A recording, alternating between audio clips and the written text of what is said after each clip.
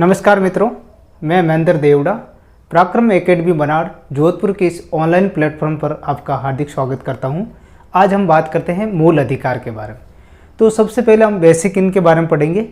तो बेसिक से शुरू करेंगे और लास्ट तक हम आपको बिल्कुल सब चीज़ बताने की कोशिश करेंगे। तो सबसे पहले बात आती है मूल अधिकार के बारे में। मूल अधिकार, मूल अधिकार का शाब्दिक अर्थ क्या होता है, यानी इसको हम फंडामेंटल राइट्स के नाम से जानते हैं। मूल अधिकार का शाब्दिक अर्थ होता है व्यक्ति की आदर्शों की उन्नति करना। क्या होता है मूल अधिकार का शाब्दिक अर्थ?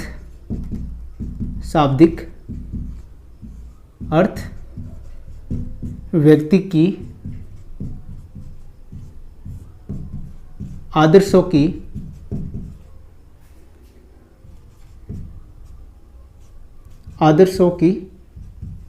उन्नति करना। सबसे पहला पॉइंट होगा कि मूल अधिकार का शाब्दिक अर्थ है व्यक्ति के आदर्शों की उन्नति करना। फिर रही बात मूल अधिकार शब्द,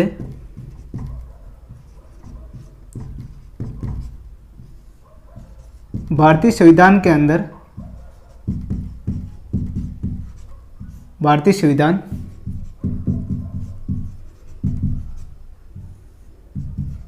के अंदर कौन से देश के संविधान से लिया गया है। अंदर अगर बात करते हैं तो मूल अधिकार शब्द अमेरिका देश से लिया गया है। कहाँ से? अमेरिका देश से लिया गया, अमेरिका देश से लिया गया है। ठीक है दोस्तों, आगे हम बात करते हैं। अगला पॉइंट हमारा मूल अधिकार शब्द है। मूल अधिकार शब्द के लिए क्या है, इस शब्द को स्वीकार करने के लिए, यानी इस अधिकार शब्द के लिए क्या हुआ था, कैबिनेट बैठक हुई थी। कैबिनेट बैठक हुई, वो ही 1946 के अंदर। क्यों हुई थी कि अल्पसंख्यक वर्गों के हितों के संरक्षण के लिए, अल्पसंख्यक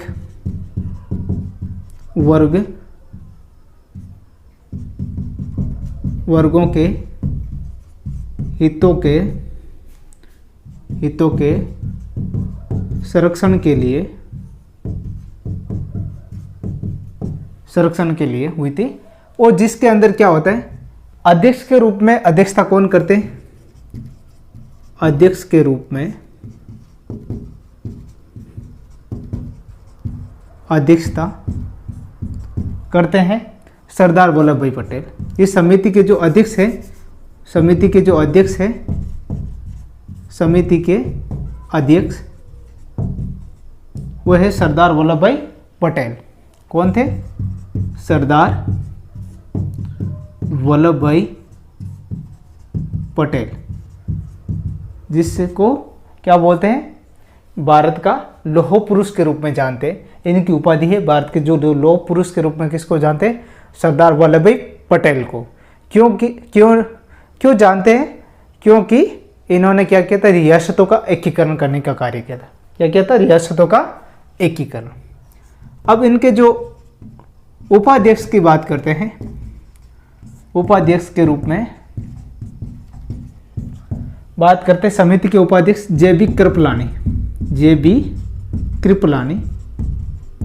इनके प्रयासों से क्या हुआ, मूल अधिकार शब्द का प्रयोग हुआ। इन दोनों के रूप में क्या होता, मूल अधिकार को स्वीकार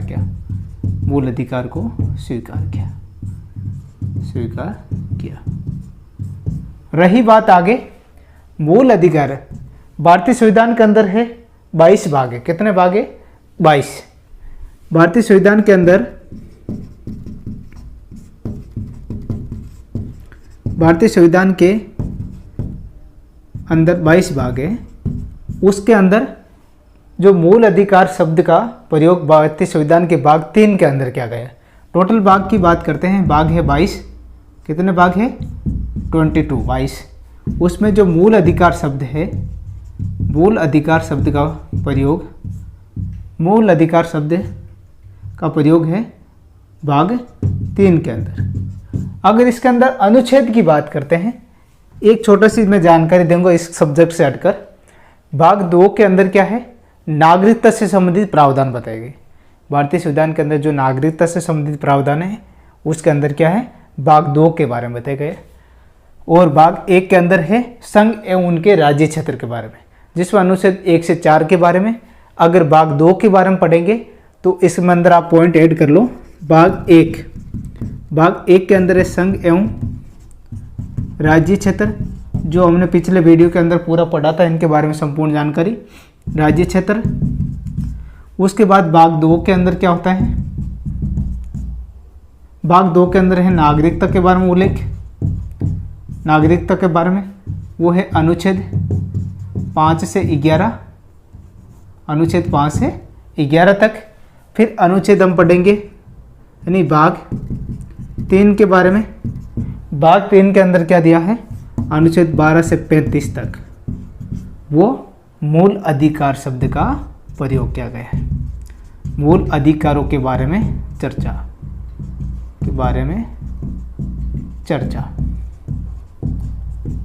दोस्तों ऑल प्रतियोगिता परीक्षा कोई भी हो आपके, चाहे एलडीसी हो, ग्राम सेवक, पटवारी हो, इसके अलावा शिक्षक की हो, सभी के लिए हम कंटेंट एकदम परफेक्ट पढ़ा रहे हैं, जिसके माध्यम से आप लोगों को सभी का फायदा हो। तो ठीक है दोस्तों, फिर बात आती, हम इनका एक एक अनुच्छेद के बारे में पढ़ेंगे, जो इंपॉर्टेंट किस टाइप पूछे जाते हैं उनके बारे में आपको बताने की कोशिश करेंगे। अनुच्छेद, उसके बाद बोलते हैं भाग 3 के अंदर अनुच्छेद 12 से 35 तक इनका संपूर्ण विवरण मिलता है। फिर मूल अधिकार शब्द को, मूल अधिकार को भारत का मैग्ना कार्टा कहा जाता है, भारत का मैग्ना कार्टा के रूप में जानते हैं, यह भी अच्छा प्रश्न है। भारत का मैग्ना कार्टा के रूप में भारतीय संविधान के भाग कौन से को जानते हैं, या मूल अधिकार को जानते हैं, या मूल कर्तव्य के बारे में। ठीक है, फिर बात आती है आगे, अगला पॉइंट होगा हमारा मूल अधिकार में जो अनुच्छेद है 12 से 35 के बेर, तो अनुच्छेद 12 के बारे में, अनुच्छेद 12 के अंदर क्या है, राज्य के बारे में बताया गया, राज्य के बारे में बताया गया। राज्य के बारे में क्या है, यानी राज्य का एक उच्च न्यायालय होगा, ऐसे बताया गया। ऐसे कोई ज़्यादा इसमें इंपॉर्टेंट नहीं है, लेकिन पूछ सकते हैं अनुच्छेद 12 के अंदर क्या है, तो राज्य के बारे में महत्व बताया गया। राज्य के अंदर एक उच्च न्यायालय होगा और इनकी जो संपूर्ण परिभाषा है, ऐसे राज्य के बारे में पढ़ेंगे, केंद्र के बारे में पढ़ेंगे, उस समय पूरा बिल्कुल विवरण बताएंगे आपको। फिर अनुच्छेद 13 के बारे में, अनुच्छेद 13 के अंदर है मूल अधिकारों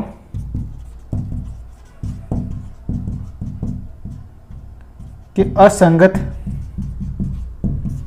व अल्पीकरण के बारे में। अल्पीकरण का यही अर्थ है कि भाई मूल अधिकारों का कहीं पर हनन होता है तो व्यक्ति उनके खिलाफ क्या करता है, संसद के पास जाता है। तो कहने के मूल अधिकारों का अल्पीकरण व असंगत के बारे में। फिर आता है अनुच्छेद 14 के बारे में, अनुच्छेद 14 के बारे में, अनुच्छेद 14 के अंदर समानता का अधिकार। समानता का अधिकार का अर्थ है विधि के समक्ष समता, यानी विधि के समक्ष समानता, विधि के समक्ष समानता।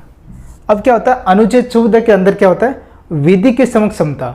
विधि के समक्ष समता का अर्थ होता है व्यक्ति, विधि यानी कानून के सब समान होते हैं, यानी कानून के हिसाब से सब व्यक्ति क्या होते हैं, समान होते हैं। तो सबसे पहला पॉइंट ये आ गया। उसके बाद बात करते हैं अनुच्छेद 15 के बारे में। अनुच्छेद 14 से 18 के बीच में समानता का अधिकार में बारे में चर्चा की गई। उसमें सबसे पहला आ गया विधि की समता। अनुच्छेद 15 के अंदर क्या है, व्यक्ति के धर्म, मूल वंश, जाति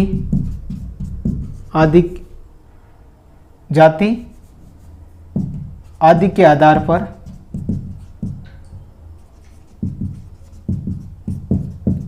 भेदभाव पर निषेध।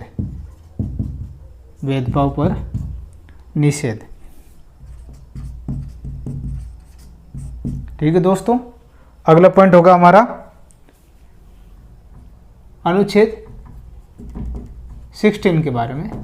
अनुच्छेद 16 के अंदर है लोक नियोजन के लोक नियोजन का अवसर, नियोजन का अवसर, लोक नियोजन का अवसर। लोक नियोजन के अवसर का अर्थ है लोक और नियोजन।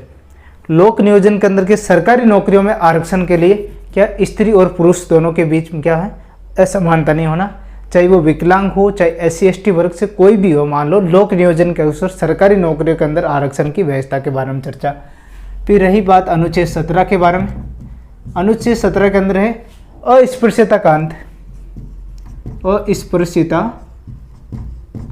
अस्पृश्यता का अंत, यह है अनुच्छेद, यानी छुआछूत का अंत भी कह सकते हैं, छुआछूत, छुआछूत भी कह सकते हैं, छुआछूत का अंत या भेदभाव बोलते हैं SC/ST, यानी कोई भी चाहे वर्ग का व्यक्ति हो तो उसके साथ भेदभाव नहीं होना चाहिए, छुआछूत नहीं होना चाहिए। फिर बात आती है आगे अनुच्छेद 18। अनुच्छेद 18 के उपाधियों का अंत, उपाधियों का अंत। राज्य क्या है, शिक्षा और सेना से संबंधित उपाधि ग्रहण कर सकता है, बाकी उपाधियों के बारे में बताया है अंत के बारे में। ठीक है। अनुच्छेद 19 के बारे में, अनुच्छेद 19 है स्वतंत्रता की जो अधिकार है उसके बारे में। तो स्वतंत्रता के अधिकार के बारे में चर्चा करेंगे हम। उसके अंदर क्या बताया गया है, व्यक्ति की, यानी इसके अंदर व्यक्ति की 6 स्वतंत्रता के बारे में बताया, यानी 6 स्वतंत्रता के बारे में, फ्रीडम बोलते हैं स्वतंत्रता, 6 स्वतंत्रता के बारे में बताया गया है। अब जैसे मान लो इसके अंदर ही अनुच्छेद पूछते हैं, अनुच्छेद 1 से लगाकर अनुच्छेद 2, 19(2), 19(3), 19(4), 19(5) और 19(6), ये जो 6 स्वतंत्रता उसके बारे में।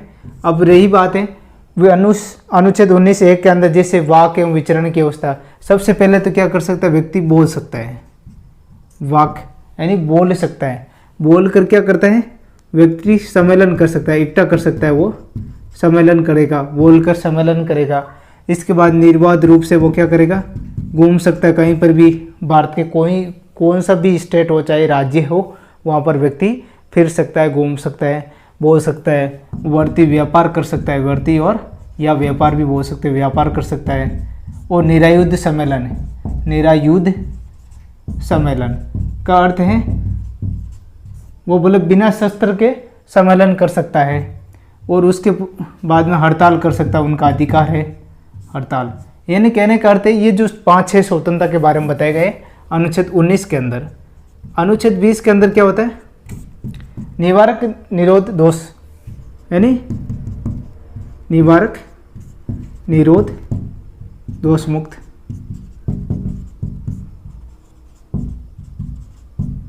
इसके अंदर क्या होता है, किसी व्यक्ति को बंदी बनाए जाने का कारणों का पता लगाना, यह है मान लो अनुच्छेद निवारक निरोध दोष के बारे में। अब रही बात अनुच्छेद 21 के बारे में। अनुच्छेद 21 प्राण एवं दैहिक स्वतंत्रता का अधिकार।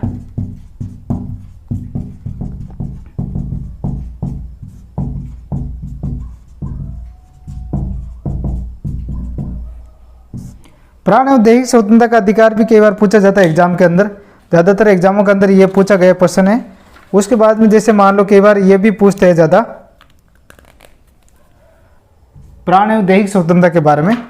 प्राण एवं दैहिक स्वतंत्रता से तात्पर्य है कि कोई भी चाहे व्यक्ति हो चाहे प्राणी, मतलब स्त्री हो चाहे पुरुष हो, सबको प्राण एवं दैहिक स्वतंत्रता, यानी उसको अच्छी शुद्ध वायु, अच्छा वातावरण, वो इंडिया के अंदर कहीं पर भी रह सकता है, उसको सबको क्या है संपूर्ण अधिकार प्राप्त है। तो प्राण एवं दैहिक स्वतंत्रता का अधिकार अनुच्छेद 21 के अंदर है। और इसके जो बाद में हम क्या करेंगे, एक पूरा वीडियो के माध्यम से पूरा बताने की कोशिश करेंगे, जिसके अंदर प्राण एवं दैहिक स्वतंत्रता के अधिकार में कितने विषय के बारे में चर्चा की गई है और जो अभी करंटली कौन कौन से वो चीज़ें बाद में करेंगे। अनुच्छेद 22 के अंदर क्या है, 22 के अंदर है कोई व्यक्ति गिरफ्तार किया जाता है उनको, तो उसके जो दोष सिद्धि को जानना, यानी गिरफ्तार व्यक्ति के गिरफ्तारी से संरक्षण, व्यक्ति के संरक्षण के दोष सिद्ध को जानना, ऐसे भी अपने परिभाषा के अंदर जानना की अर्थ है। तो मान लो 24 घंटे के अंदर न्यायालय के अंदर उसको जो जिलाधिकारी या जिला दंड न्यायपाल है उसके पास में क्या करना, उनको उनके सामने पेश करना क्या होता है, उनका अधिकार होता है जिला न्यायालय के पास में। तो ये 24 घंटे के बारे में बताया गया। अनुच्छेद 23 के बारे में क्या है, अनुच्छेद 23 के अंदर बालात श्रम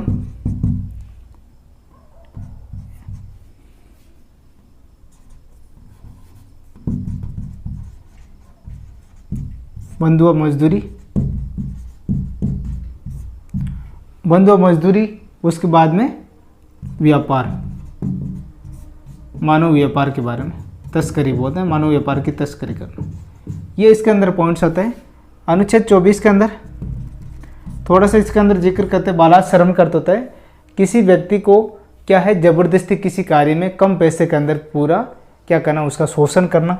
ठीक है। बंधुआ मजदूरी के अंदर क्या होता है, उसको उनके दिए हुए पैसों का ब्याज पे ब्याज, इसी प्रकार उनको क्या है पैसे नहीं देना और उनको बंधुआ रखकर मजदूरी करवाना, ज़बरदस्ती मजबूरी। व्यापार में क्या होता है, महिला हो चाहे स्त्री चाहे पुरुष कोई भी हो, उसको क्या है मानव तस्करी, उनको बेच कर क्या है व्यक्ति बालाश्रम जो निषेध एक बना था कानून, और ये कानून के खिलाफ क्या कहता है उन्होंने, व्यक्ति के मूल अधिकारों के बारे में बताया गया। ठीक है। तो ये भी कई बार पूछा जाता है एग्जाम के अंदर। अब रही बात है बाल श्रम निषेध,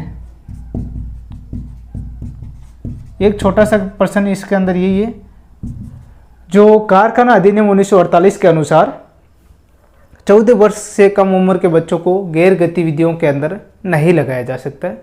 ठीक है। इसके लिए बार बार प्रयास हो रहे हैं।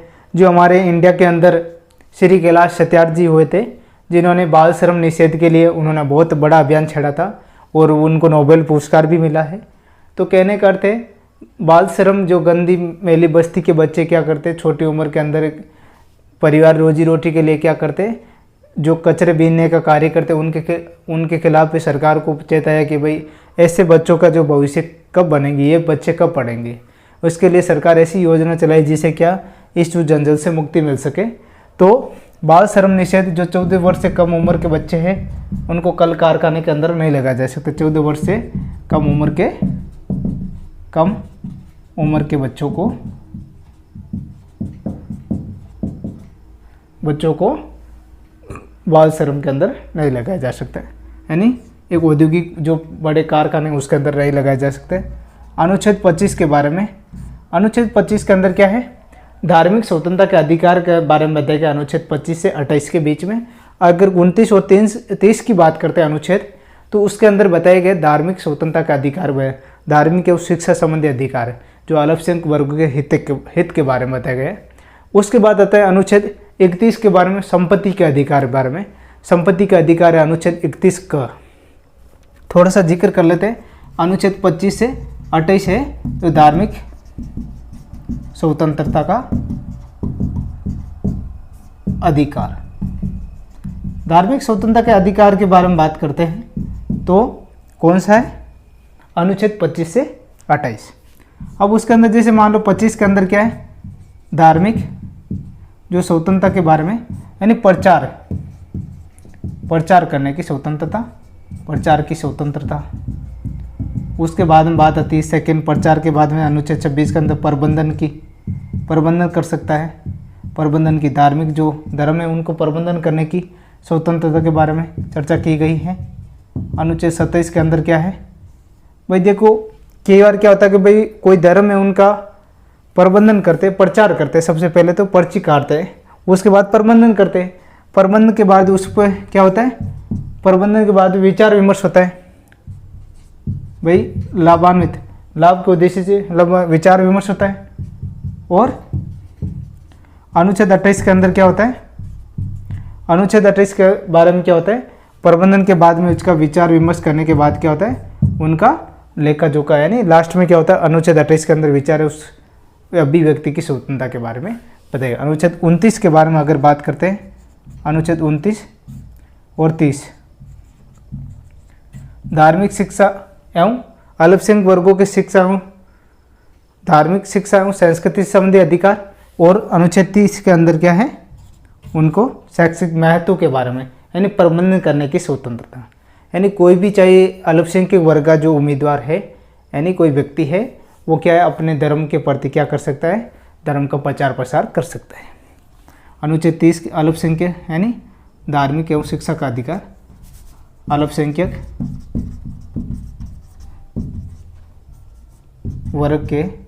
वर्गों के धर्म के शिक्षा एवं संस्कृति का अधिकार, संस्कृति का अधिकार। ठीक है दोस्तों, उसी प्रकार जैसे मान लो आगे बात करते हैं हम, अगला जो हमारा कंटेंट है उसी के माध्यम से। अब अगला जो हमारा आएगा अनुच्छेद 31 के बारे में। अनुच्छेद 31 के अंदर क्या है, संपत्ति के अधिकार। 44वें संविधान संशोधन 1978, 44वें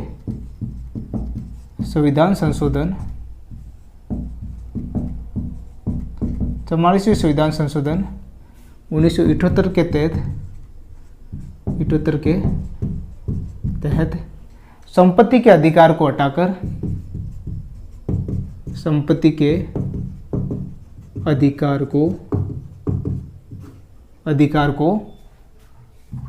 हटाकर एक कानूनी अधिकार बनाया गया। वो अनुच्छेद किसके अंदर डाला गया, अनुच्छेद 300 क के अंदर शामिल किया गया। अब उसके बाद आता है अनुच्छेद 32, जिसे डॉक्टर भीमराव अंबेडकर ने संवैधानिक उपचारों का अधिकार कहा। डॉक्टर भीमराव अंबेडकर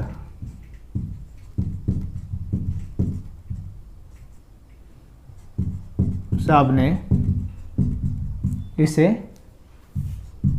संवैधानिक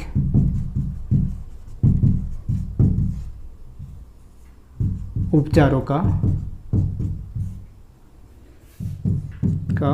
अधिकार कहा है। अनुच्छेद 33 के बारे में क्या है, अनुच्छेद 33 के बारे में बताए गए हैं, यानी जो मिलिट्री फोर्सेस है उसको क्या है, मूल अधिकारों का खुद को अधिकार है, किसी का हनन करने का अधिकार नहीं। ये 33 के बारे में, मिलिट्री के बारे में, मिलिट्री फोर्स के बारे में बताए गए हैं। जो आगे हम पढ़ेंगे इसके बारे में कोई ज़्यादा इंपॉर्टेंट रोल होगा तो ठीक है। अनुच्छेद 34 और 35 के बारे में संसद के कुछ जो मूल अधिकार। अनुच्छेद 34 और 35 के बारे में बात करते हैं हम। संसद को कोई यानी मूल अधिकारों का संसद को अधिकार है कि वो कुछ परिवर्तन कर सके, और उसका जो हनन होने पर वो क्या है, उच्च न्यायालय के अंदर, उच्चतम न्यायालय के अंदर क्या है, व्यक्ति जा सकता है। उसके बारे में कुछ चर्चा की गई। फिर आगे हम करेंगे बात 36 से 51 के बीच में, जो हमारा आगा मूल कर्तव्य के बारे में। अब क्या करेंगे हम, एक अनुच्छेद के हिसाब से सिस्टमेटिक तरीके से आगे बढ़ते रहेंगे। ठीक है दोस्तों, वीडियो आपको कैसा लगा हमें ज़रूर बताइए, और कमेंट के माध्यम से हमें बिल्कुल बताना कि वीडियो किस प्रकार आपको लगा। और अभी तक हमारे पराक्रम परिवार के इस ऑनलाइन प्लेटफॉर्म को सब्सक्राइब नहीं किया तो सब्सक्राइब जरूर करें, लाइक करें, कमेंट करें और दोस्तों को भी बताइए। ठीक है दोस्तों, आगे मिलते हैं अगले वीडियो के अंदर। जय हिंद, जय भारत।